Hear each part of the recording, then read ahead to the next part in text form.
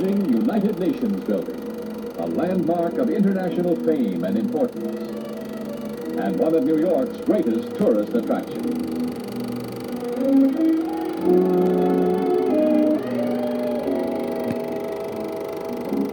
Park Avenue is noted for its fashionable apartments.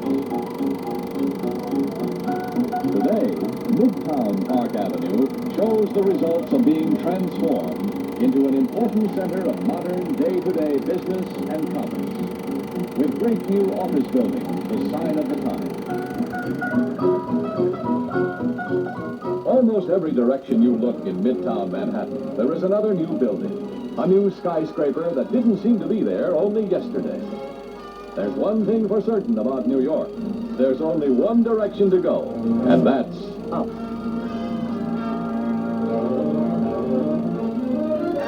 Another of New York's equally famous thoroughfares is Fifth Avenue. For most of us, Fifth Avenue is synonymous with fashionable shops, signatures of elegance and luxury. Window shopping along